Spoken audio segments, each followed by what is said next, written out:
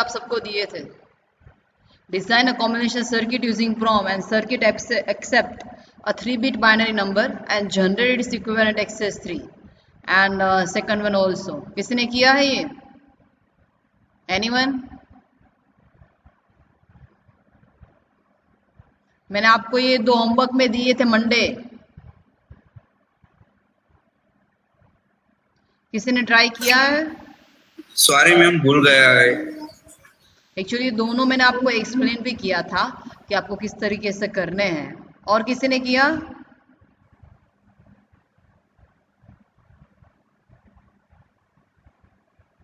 No ma'am. Okay, of course मुझे लग ही रहा था किसी ने नहीं किया होगा। ठीक है, हमारा नेक्स्ट लेक्चर जब भी होगा, आई थिंक फ्राइडे तो छुट्टी है। ओके, मैं लैब में पूछ सकती हूँ, कल लैब में मुझे इसका आंसर चाहिए।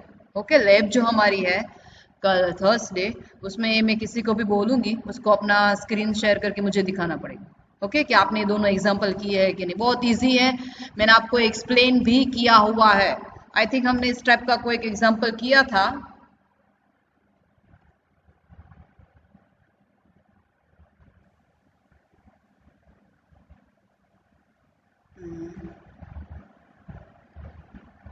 This one, 4 functions are given, okay, and mean terms normally like from 0 to 7, so you can consider कि 8 words होंगे memory में और 8 address locations, so of course it consists of 3 bits।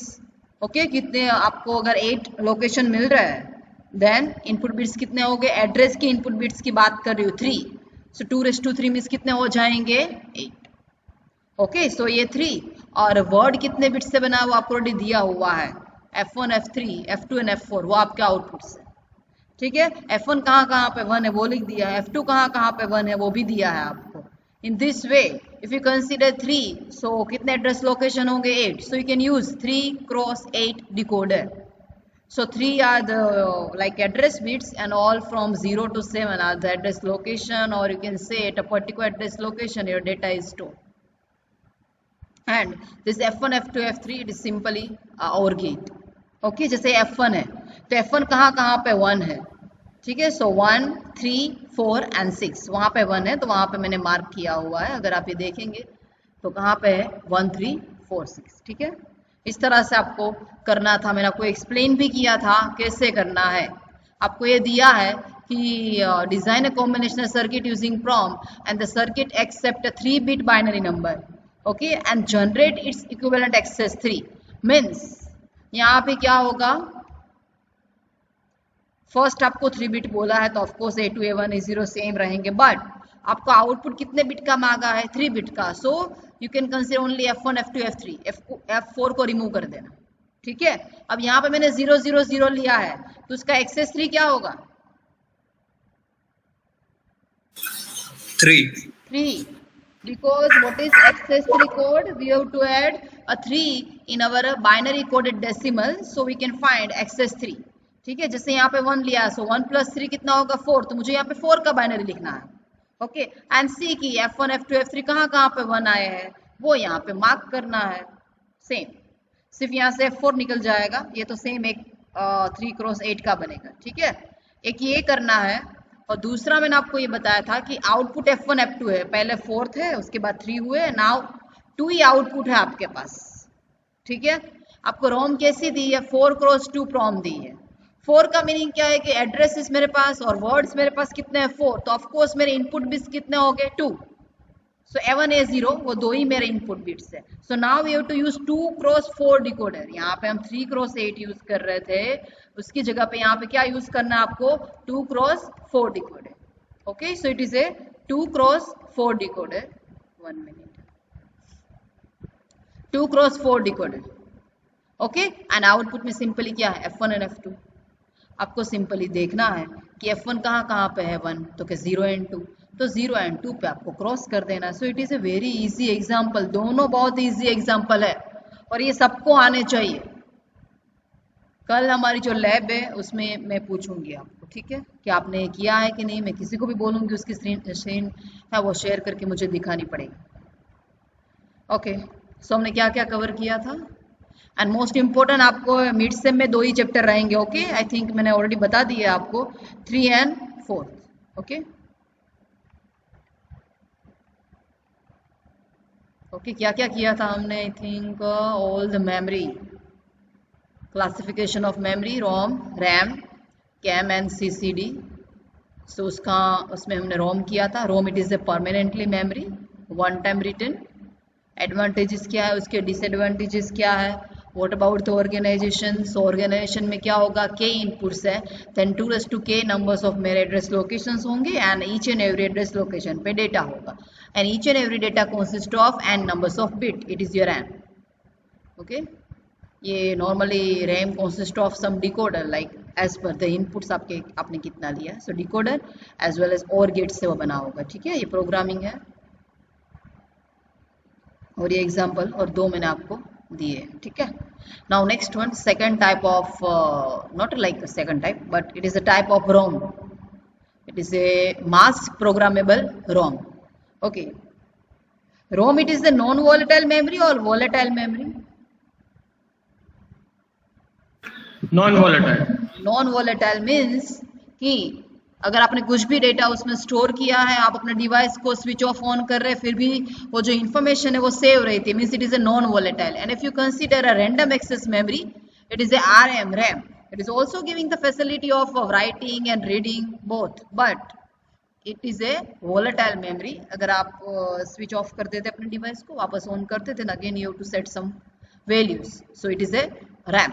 Okay, but ROM क्या करता है, simply only read का काम करता है. अगर उसको राइट भी करना है तो रैम का यूज करना पड़ेगा. ठीक है, so read only memory, it perform only read operation and RAM perform both read as well as write operation. Now next one, like sub categories of ROM. So it is a mask programmable ROM. PROM ही है but mask programmable means you can say it is a program at a time of manufacturing, one time, as the last process of fabrication. जब manufacturing होता है, fabrication होता है, तभी उसको programme कर देते हैं. उसके बाद आप उसको चेंज नहीं कर सकते, वापस रीप्रोग्राम भी नहीं कर सकते हैं. So it is a mask programmable ROM. Okay, and data can not be changed after fabrication, only for bulk production. Normally इसको बल्क में ही प्रोड्यूस करते हैं because it is a program. Already आपने कोई भी रोम बनाया तो प्रोग्राम्स होता है, तो उसको बल्क में ही नॉर्मली जनरेट करते हैं क्योंकि वो वन टाइम ही प्रोग्रामिंग हो पाएगा. उसके बाद उसमें वैसे भी कोई भी चेंज नहीं होने वाला है. That's why programmable ROM, pre ROM, it is you can consider के it is a only once program, not like कि जब मैन्युफैक्चर हो रहा था तब मैंने प्रोग्राम किया था. It is not like that. Okay, manufacture हो गया, आपके पास आ चुका है, उसके बाद you can do the program but only for a once, after which it's constant और permanently fixed in a ROM. Okay, it can be programmed only once, suitable for storage of data which of a permanent in nature. अगर आपकी laptop आपने लिया है, already कोई data store ही आया है, आप उसको फॉर्मेट कर रहे हैं, फिर भी वो तो सेम ही रहेगा. मतलब वो किस में स्टोर है, रोम में स्टोर है. जब मैन्युफैक्चर हुआ था तभी की बात है. ठीक है, प्रोग्रामेबल मत, आप उसमें कुछ ऐड कर सकते हैं, आप प्रोग्राम कर सकते हैं, लेकिन ओनली वंस ही कर सकते हैं, उसके बाद नहीं कर सकते. So it is a PROM. Now next one, it is a erasable PROM, means we can rewrite our data. आपने जो भी write किया है, ठीक है, अगेन उसको क्या कर दो, रिमूव, एरेज कर दो, वापस उसको write करो. so it is a reprogrammable. it can be programmed again and again, so referred as a erasable and programmable ROM. Two types technique to erase this particular means data. Ultraviolet radiation, मतलब simply आपकी जो भी chip है या फिर जो रोम है उसको सिंपली आपको सनराइज के सामने रख देना है. So because of ultraviolet rays वो ऑटोमेटिकली डिलीट हो जाएगा डेटा. एंड दूसरा, आप उसको इलेक्ट्रिकली भी रिमूव कर सकते हैं. ओके, सो अगर ROM in which erase process using ultraviolet radiation is used is known as a EEPROM. अगर आप अल्ट्रावायलेट से उसको रिड्यूस कर रहे हैं, so you can say it is A EEPROM. But अगर आप उसको इलेक्ट्रिकली रिमूव कर रहे हैं, so you can say it is A electrically erasable PROM. So you can write E² PROM as well as electrically alterable ROM also, EAROM. Next one, RAM, second memory. It is normally used in computer for the temporary storage of program and data. Okay, temporary storage के लिए ही उसका use किया जाता है. It perform both operation, read and write. Okay, it is a volatile memory, lose all the information if power is interrupted or turned off. RAM typically come with word capacity of 1K, 4K, 8K, 16K and word size कितनी होगी 14K8. Okay, capacity का मतलब क्या है? Word capacity. कौन मुझे बताएगा? What is the memory expansion in view of word capacity and word size. Word capacity का मीनिंग क्या है? क्या इंक्रीज कर रहे हैं?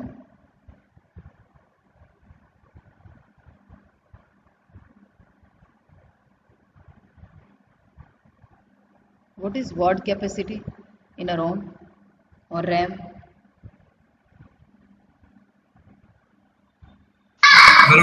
हाँ, वर्ड कैपेसिटी मीन कितना डेटा उसमें आ रहा है.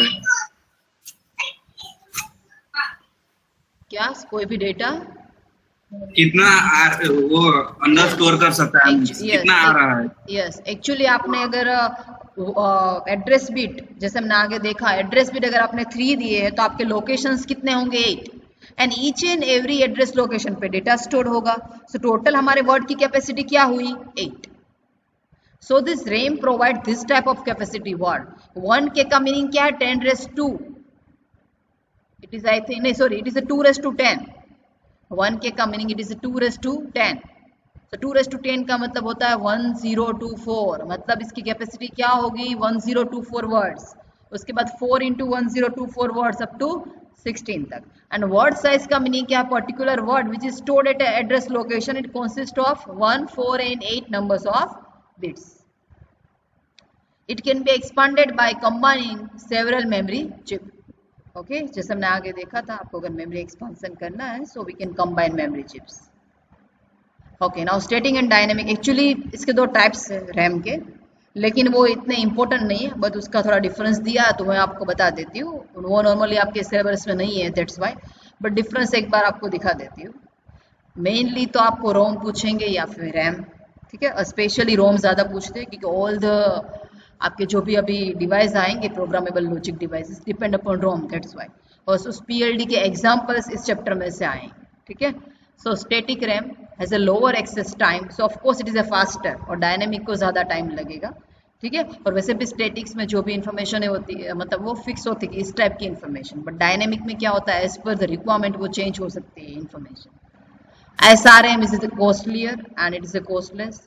SRM require a constant power supply, which means this type of memory consume more power, and it requires the low power consumption because already इसमें कैपेसिटर है, तो कैपेसिटर क्या काम करता है? पावर को स्टोरेज करके रखता है. दैट्स वाई पावर कंजम्पशन इसमें कम होगा इन डायनेमिक रैम में. Due to a complex internal circuitry, less storage capacity is available compared to a same physical size of DRM chip. Okay, and due to small internal circuitry, large storage capacity is available. As a low package density, it is a high package density. No need to refresh periodically due to capacitor used as a storage element. Information may lose over the period of time. क्योंकि capacitor charge होगा, information store होगी, वापस वो थोड़े time के बाद discharge हो जाएगा, तो आपकी इंफॉर्मेशन लॉस हो जाएगी. सो क्या होगा, यहाँ पे आपको रिफ्रेश करना पड़ेगा पीरियडिकली इंफॉर्मेशन, मतलब जो भी रैम है उसको. Use the array of 6 transistor for each memory. Set it consist of transistor and this dynamic RAM consist of transistor as well as capacitor for each memory cell. Next one, it is a difference between RAM and ROM, जो आप सबको I think आता है, हमने जो भी study किया है रैम एंड रोम में, वही यहाँ पे लिखना है. Of course RAM it is A not a permanent data storage, it is a temporary data storage. ROM क्या है? It gives the permanent data storage. And the speed क्या होगी? It is a high speed memory and it is a slower than RAM. CPU can access the data stored in it. Okay, CPU उसको access कर सकता है जो भी data उसमें store किया हुआ है. क्यों? क्योंकि वो रैम है, वो राइट का वर्क वही करता है, दैट्स वाई. अब रोम अगर आप देखेंगे तो CPU रीड नहीं कर पाएगा क्योंकि रोम खुद सिर्फ रीड का काम करता है, वो राइट का काम नहीं करता है. So for this we have to require two RAM, मतलब रोम को फर्स्ट क्या करना पड़ेगा, रैम में कॉपी करना पड़ेगा, उसके बाद CPU उसका यूज़ कर सकता है. ठीक है. Size and capacity.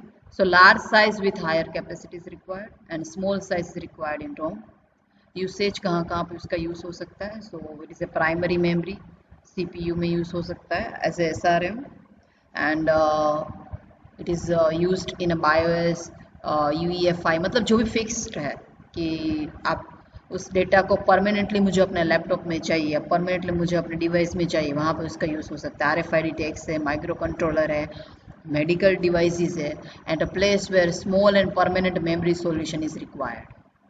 Cost, it does not come cheap, okay, इसकी कॉस्ट ज़्यादा होती है एंड रोम में वो चीपियर होता है compare to RAM.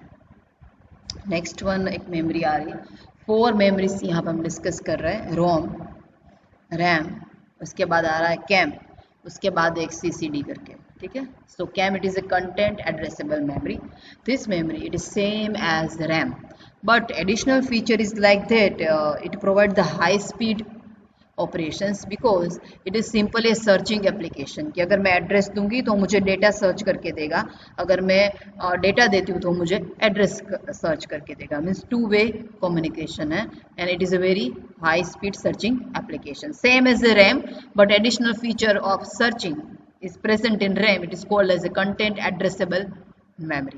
It is frequently used in networking device where it is speed is a matter. जहाँ पे स्पीड की ज़्यादा रिक्वायरमेंट है वहाँ पे इसका यूज़ होगा।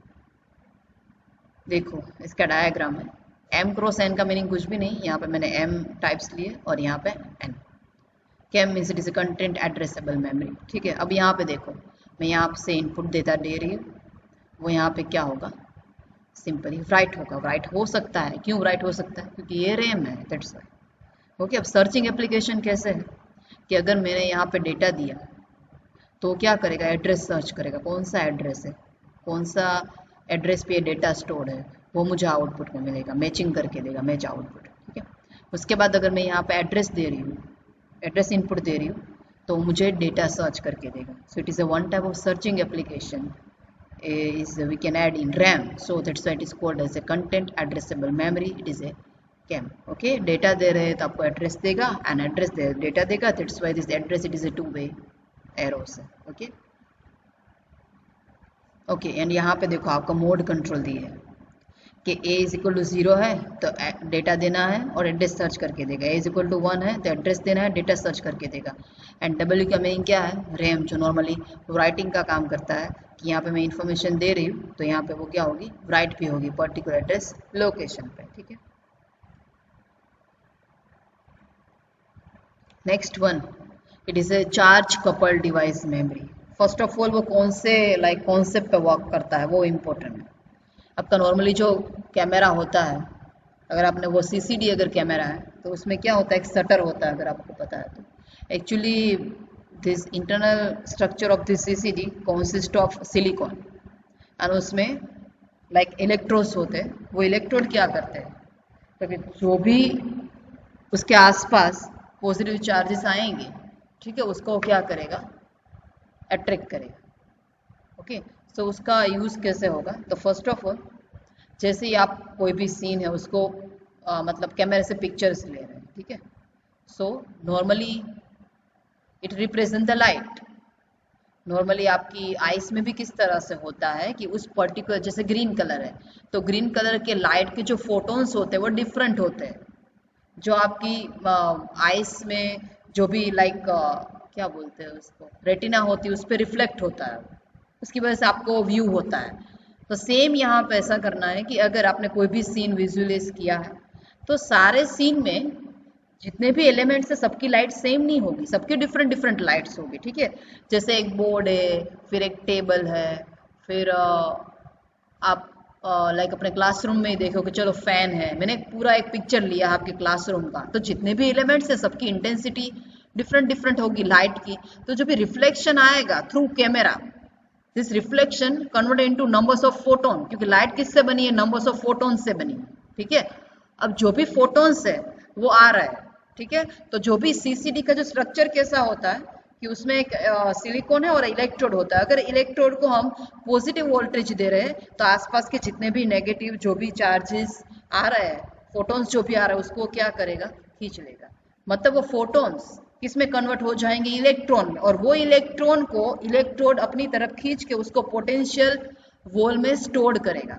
लेकिन ये जो मैंने पूरा प्रोसेस बताया only for 1 pixel of image, एक पर्टिकुलर पिक्सल के लिए फोटोन इलेक्ट्रॉन में कन्वर्ट होंगे, इलेक्ट्रॉन थ्रू वो सिलिकॉन के स्ट्रक्चर में जो वॉल है उसमें स्टोर होंगे। एंड जैसे ही आपका सीन कैप्चर हो जाएगा, ईच एंड एवरी पिक्सल के लिए जो भी इलेक्ट्रॉन वो वॉल में स्टोर हुआ है उस इलेक्ट्रॉन को हम इंटेंसिटी में कन्वर्ट करेंगे एंड पूरा सीन है वो रिक्रिएट होगा और रिकंस्ट्रक्ट होगा। कैसे, देखो, it is A CCD memory इसको बोलते हैं।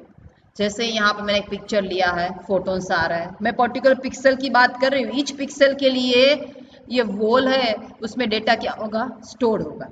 सो जैसे यहाँ पे इलेक्ट्रॉन्स फोटोन्स आ रहा है, it is converted into electron. यहाँ पे अगर वो गेट को मैंने पॉजिटिव वोल्टेज दिया है तो जितने भी इलेक्ट्रॉन्स आ रहे हैं सबको क्या करेगा, खींच लेगा अपनी ओर and store into this potential wall.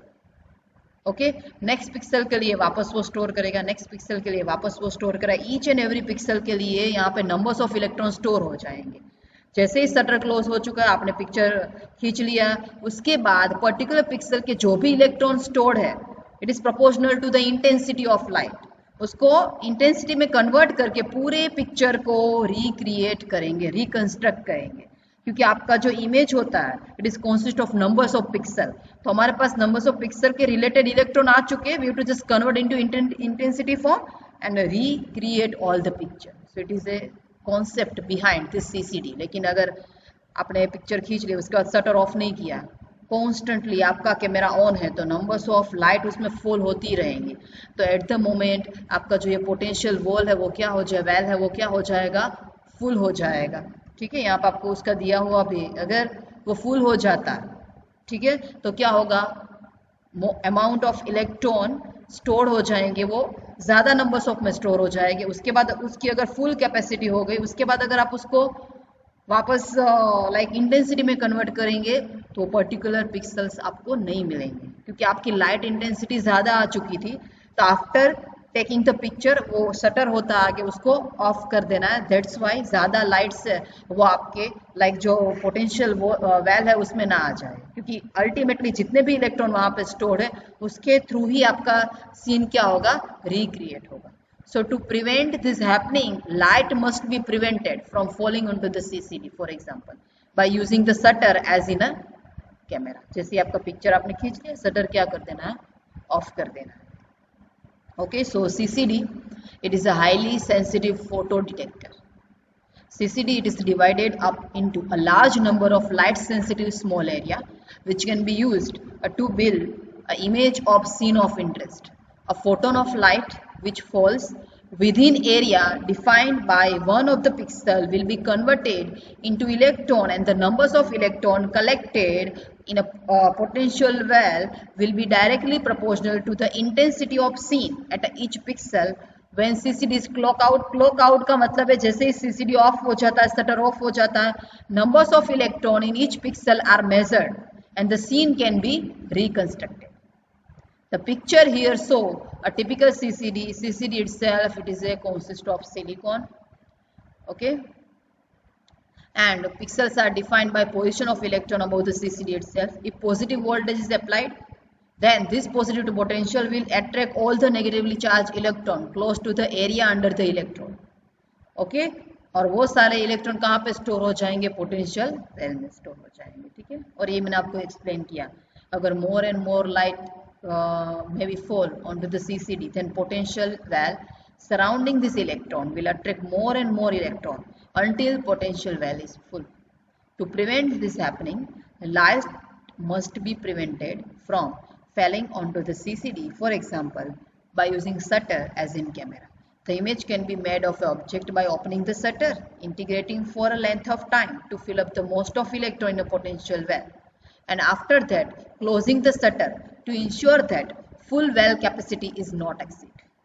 Okay, so ये CCD है, उसकी शॉर्ट नोट आपको पूछे तो उसका कॉन्सेप्ट है, उसका स्ट्रक्चर वो एक्सप्लेन करना है। देखो किस तरह से आएगा, ईच पिक्सल क्या है आपका, पोटेंशियल वॉल है।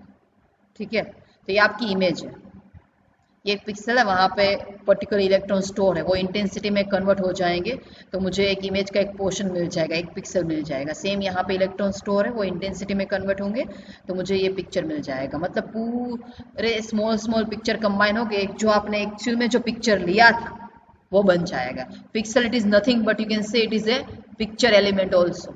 Okay, so horizontal row and vertical row. It is a pulse width, and all the pixel are like combined with some distance. It is called as a pixel pitch also.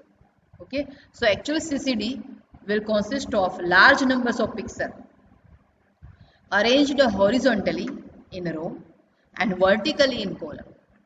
The numbers of row column define the CCD size.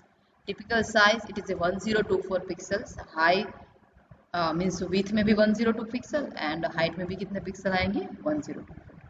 Okay, सो इस तरह से आप जितने भी electron यहाँ पे store है उसके बेसिस पे पर्टिकुलर पिक्चर एलिमेंट मतलब पिक्सल की इंटेंसिटी फाइंड कर सकते हैं। एज पर दिस पूरा सीन क्या होगा, रिक्रिएट होगा। ठीक है, सो 4 मेमोरी आपने स्टडी की है। कौन कौन सी memory? ROM, RAM, CM content addressable memory and CCD charge coupled device memory. Okay, next one है combinational programmable logic devices. अब आपको ROM भी पता है, ROM भी पता है, so how we can use in our like CPU or your computer to design a programmable logic device. Programmable logic device means क्या है कि एज पर अवर रिक्वायरमेंट हम उसको प्रोग्रामिंग कर सकते हैं, पर्टिकुलर ऑपरेशन उससे परफॉर्म करवा सकते हैं, तो उसमें हमें रोम की रिक्वायरमेंट होगी। दैट्स वाई वो आगे स्टडी करवाया। उसके बाद कॉम्बिनेशनल लॉजिक डिवाइसेस आएंगे। So this combinational PLD it is A integrated circuit which programmable gets divided into AND array and OR array to provide AND or sum of product implementation. Actually this particular device give you AND or combinational circuit, मतलब आपकी combinational circuit किससे बनी होगी? And और terms. There are 3 major types of PLDs. They differ in a placement of programmable connection in AND or array. The various PLD used are PAL, PLA and PROM. कितने हैं total? PAL means programmable array logic, फिर PLA so it is a programmable logic array, उसके बाद PROM programmable read only memory. 3 are the programmable logic devices, और ये 3 को आपको example पूछ सकते हैं। ठीक है, GTU में भी आस्क और example from all this 3 logic devices. ठीक है, उसका एग्जांपल भी बहुत इजी होता है, बट जो भी आपका लॉजिक है वो क्लियर होना चाहिए। 7 मार्क्स में अगर वो पूछे तो वो 5 मिनट्स में सोल्व हो सकता है, उसमें कुछ भी है नहीं। Figure 8.7 shows the configuration of 3 PLD। अब देखो क्या डिफरेंस है सब में। यहाँ से मैं इनपुट दे रही हूँ, हमने आगे प्रोम का देखा। रोम किससे बना हुआ था? 1 डिकोडर और बाकी के साइड में क्या थे? और गेट्स थे। ठीक है, सो वो सेम रहेगा, फिक्स एंड एरे, और यहाँ पे क्या आएगा? और array. And array it is nothing but decoder. ठीक है, तो ये फिक्स है, डिकोडर मेरा फिक्स है, उसमें कोई चेंज नहीं कर सकते। लेकिन मैं प्रोग्रामेबल और एरे है, उसका मतलब और एरे को मैं प्रोग्रामिंग कर सकती हूँ। आपने कहाँ पे इसको प्रोग्रामिंग किया था? देखो हमने आगे अभी एक एग्जांपल किया, वहां पर आपने इसको प्रोग्रामिंग किया था, और एक 2 एग्जांपल आपको मैंने उसमें भी दिए हुए हैं, ये हमने प्रोग्रामिंग किया हुआ है। देखो ये आपका एंड एरे है, मतलब decoder consist of normally and gates, मैंने आपको कल उसका पिक्चर भी दिखाया था। ठीक है, मतलब मंडे के लेक्चर में, और ये सारे और गेट्स। ठीक है, तो और गेट्स में आप ये कर रहे हैं, मतलब और गेट्स का मैं प्रोग्रामिंग कर रही हूँ। ठीक है, ये क्रॉस का मतलब है प्रोग्रामिंग कर रही हूँ मैं। सो प्रोम किससे बना है? फिक्स एंड और एंड एरे एंड प्रोग्रामेबल और एरे से बना है। ठीक है,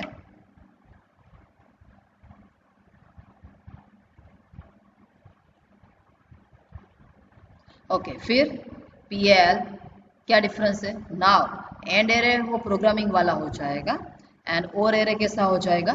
फिक्स हो जाएगा। ओके, नाउ PLA उसमें दोनों प्रोग्रामिंग, दोनों साइड प्रोग्रामिंग है, programmable and array and programmable और एरे।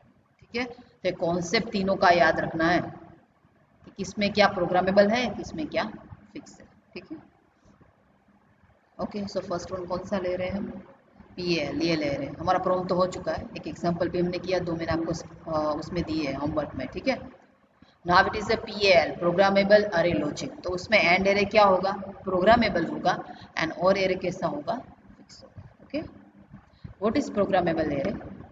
नॉर्मली आपको PAL करके पूछेंगे ही नहीं, आपको डायरेक्टली इसके एग्जाम्पल पूछेंगे, इसलिए मैं आपको एग्जाम्पल करवा रही हूँ। जो लास्ट चैप्टर है उसमें आपको 7 मार्क्स के एग्जाम्पल ही ज़्यादा आते हैं, ठीक है।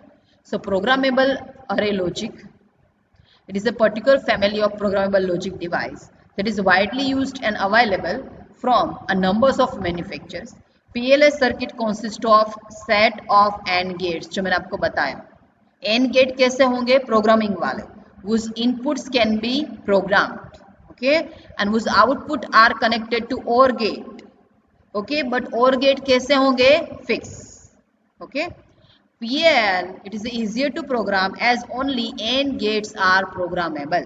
Only AND gate को प्रोग्राम करना है, OR गेट को फिक्स रखना है। ओके, ये उसका स्ट्रक्चर दिया है in general. Okay, actually okay, यहाँ पे देखो, ये मैंने अभी सारे कनेक्शन किए। ओके, ये फ्यूज सिंबल का मीनिंग क्या है पता है? आप इसको ऑन भी कर सकते हैं, ऑफ भी कर सकते हैं, एज पर योर रिक्वायरमेंट। क्योंकि यहाँ पे मैंने ABC तीनों दिए और 1 normal value, second complement value, 1 normal value, second complement value, मतलब टोटल 6 एरो इसमें जा रहा है तीनों के मिला के, ठीक है। जो भी रिक्वायरमेंट यहाँ पे एंड गेट में है उसको मुझे यहाँ पे ऑन ऑफ करना है। सो एंड गेट प्रोग्रामेबल होगा एंड आपका और गेट क्या होगा, फिक्स होगा, ठीक है। कैसे होगा बताती हूँ मैं आपको। यहाँ पे देखो, मुझे एक फंक्शन बनाना था, फंक्शन आपको यहाँ पे नीचे दिया हुआ, मैंने सिर्फ उसका चार्ट बनाया हुआ है यहाँ पे। F is equal to A B dash C plus A dash B C। तो इसका मीनिंग क्या है, मुझे कितने एंड गेट चाहिए, 2। लेकिन आपको इस तरह से भी पूछ सकते हैं कि design this function by using, क्या बोल रही हूं मैं, by using 3 and gate. So 3 and gate तो कैसे यूज करें, हमारे पास तो 2 एंड गेट की रिक्वायरमेंट है। तो आपको क्या करना है, सिंपली यहाँ पे सबको क्या किया, मैंने कनेक्ट किया हुआ, और ये क्या है, अनयूज्ड, तो उसको मैंने क्या कर दिया, 0। तो ऑफ कोर्स ये 2 ही यूज हो गए, मतलब हमारा जो भी क्वेश्चन दिया था वो सेटिस्फाई हो चुका बाय यूजिंग 3 एंड गेट, ठीक है। अब यहाँ पे आपको क्या देना है, ठीक है, ये अनयूज्ड है उसका मतलब 0 है, ओके, ठीक है। अब यहाँ पे क्या होगा, आपको क्या क्या देना है, एक तो फर्स्ट A मुझे चाहिए, तो ये देखो यहाँ से A लिया हुआ, A मैंने कनेक्शन में रखा हुआ है, ठीक है। फिर A डैश नहीं चाहिए तो उसको डिस्कनेक्ट कर दिया। फिर B डैश मुझे चाहिए तो मैंने B डैश रखा है, B को क्या किया है, सॉरी B को मैंने डिस्कनेक्ट कर दिया है क्योंकि मुझे B डैश चाहिए, तो B डैश मैंने रखा है। फिर क्या चाहिए, C चाहिए तो C को रखा है एंड C डैश को डिस्कनेक्ट कर दिया। सो आपको कौन सी टर्म मिलेगी, A, ये B डैश है और ये C। सेम यहाँ पे A मैंने डिस्कनेक्ट कर दिया, मुझे नहीं चाहिए था, तो so it is A dash B and C. After that addition के लिए OR गेट यूज करना, so we can find this. So it is a PAL, बहुत इजी है, programmable array logic, consist of programmable and gate. मैंने and gate के input को programming किया हुआ है, ऑफ किया है, ऑन किया हुआ है, means it is A programmable. और गेट है वो फिक्स है, okay, so it is a fixed और अरे, ओके। यहाँ पे देखो एक मैंने किया हुआ है ताकि आपको आइडिया है, 2 फंक्शन से मैंने एक ही किया, F1 F2, 1 minute, 1 minute, okay, मैंने एक ही इम्प्लीमेंट किया, आप इसमें दूसरा भी कर देना, ठीक है। किस तरह से करना है बता देती हूँ। F1 is equal to A dash B C plus AC dash plus AB dash C। F2 भी मुझे दिया हुआ है, दोनों इम्प्लीमेंट करना है, तो फर्स्ट F1 को कर देना, ठीक है। ये कॉमन है, ये कॉमन ले लेना है, A उसका कॉम्प्लीमेंट, B उसका कॉम्प्लीमेंट, C उसका कॉम्प्लीमेंट, ओके। उसके बाद मैंने क्या किया, यहाँ पे देखो मैंने क्या किया, एक लाइन ही पास की है, मतलब सारे कनेक्टेड है। इस तरह से भी कर सकते हो, ओके, अगर आपको ये कॉम्प्लेक्स स्ट्रक्चर नहीं करना है तो इस तरह से भी कर सकते हैं। मोरिस मेनो में इस टाइप का दिया हुआ है, इस पूरी लाइन को कनेक्ट कर देना इसके साथ। अब जो भी चाहिए ना वहाँ पे क्या कर देना है, क्रॉस मार्क कर देना, सो ऑटोमेटिकली प्रोग्रामिंग ही हो जाएगा। मुझे एड्रेस चाहिए तो एड्रेस पे क्रॉस मार्क करना है, फिर क्या चाहिए, B चाहिए, ठीक है, उसके बाद C चाहिए, तो it is address B C। यहाँ पे क्या चाहिए था मुझे, A B dash C, so A B dash and C, ठीक है।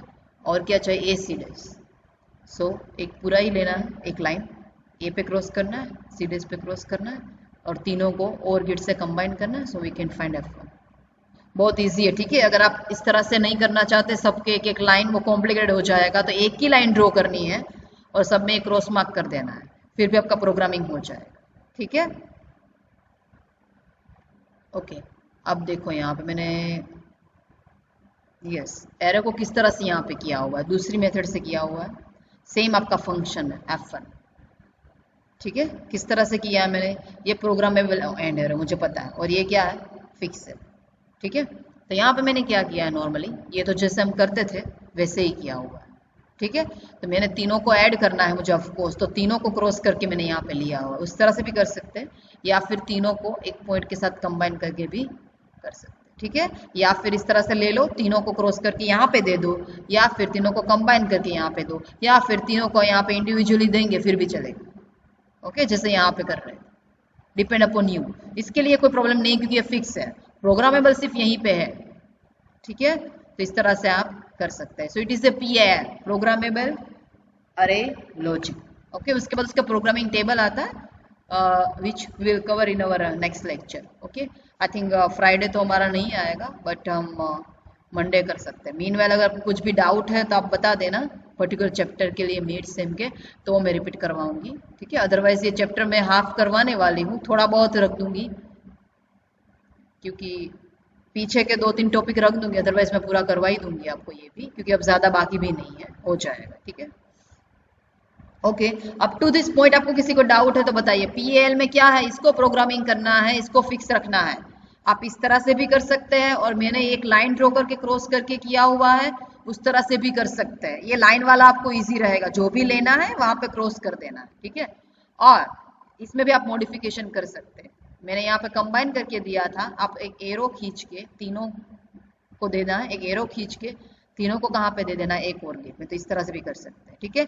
आप ये F2 का कर देना, ओके। मैंने F2 का नहीं किया हुआ है, आप F2 का कर देना, ठीक है। मैं नेक्स्ट लेक्चर में पूछूंगी ये F2 के लिए, आपने F2 के लिए PAL डिजाइन किया है कि नहीं, ओके।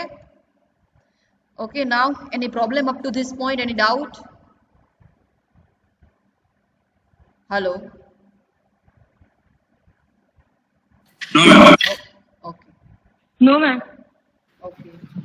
No, ma'am. वैसे ये चैप्टर बहुत इजी है, एग्जाम्पल ही मेन है जो आपको पूछेंगे, और लॉजिक थ्रू आपको कॉम्बिनेशन सर्किट आपको आती है, तो उस तरह से उसको डिजाइन करना है, ठीक है।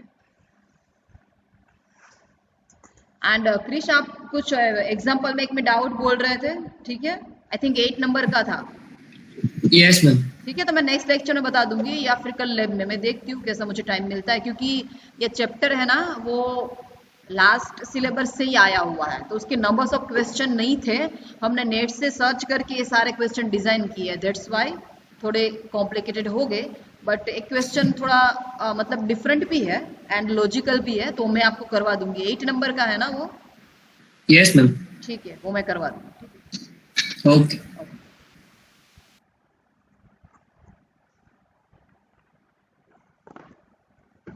And please lecture regularly attend करना। डिटेल लिस्ट है वो रेडी, मतलब होने ही वाला है, अप्रोक्सीमेटली बन ही जाएगा। आई थिंक 30 तक की हमें मांगी है, तो प्लीज एटलीस्ट आज के लिए तो पूरे जितने भी लेक्चर्स है वो फिलअप करना। सारी अटेंडेंस है वो आपके पेरेंट्स को जाने वाली है, जो भी अब तक की आपकी अटेंडेंस है वो, ठीक है। Okay, so now please